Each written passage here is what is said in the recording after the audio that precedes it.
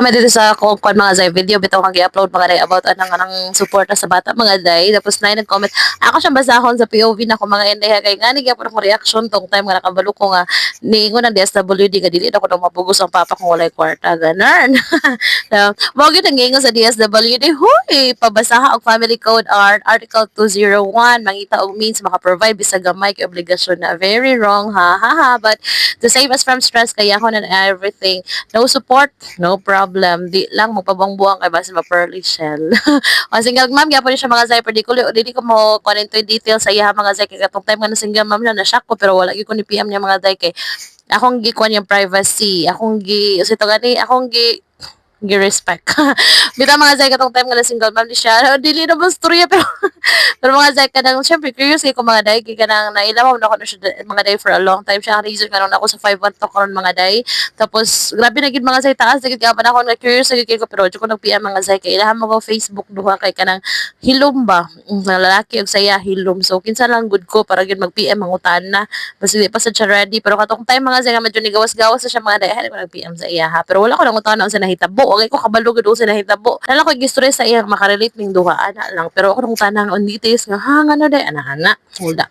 Okay. Yes, mga zay, wala ko kabaluan ni mga zay ha kung kanang case to case basis ba ni siya mga day kawa. Masag ko ka try, wala ko nag-try ato dito mga day kay kana sug oras mga zay and yes mga zay, welcome to Philippines. Dili na ko na mapugos ang pako mga day kung wala income.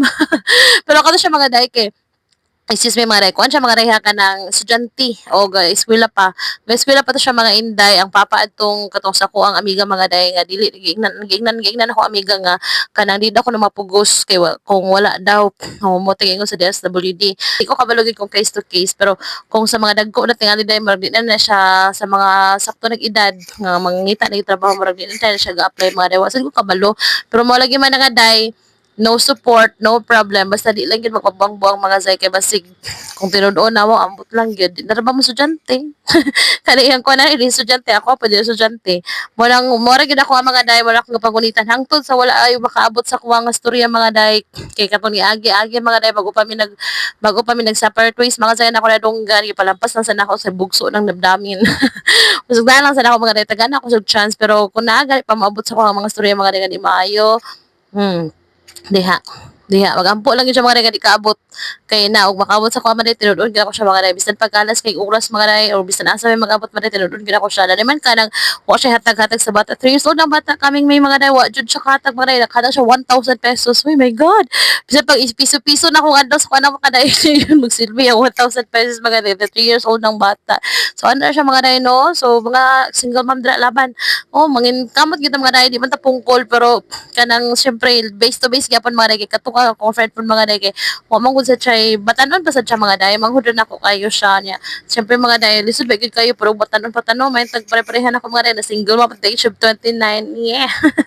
Kay medyo kaya naman sa sa kinabuhi mga inday pero nagyuban mga day nga mga batanon pa gyud nga di pud sa nakabalo gid ko kung saan pa ba kay first timer pud tani kinabuhi ang mga day o so mura na siya mga day oy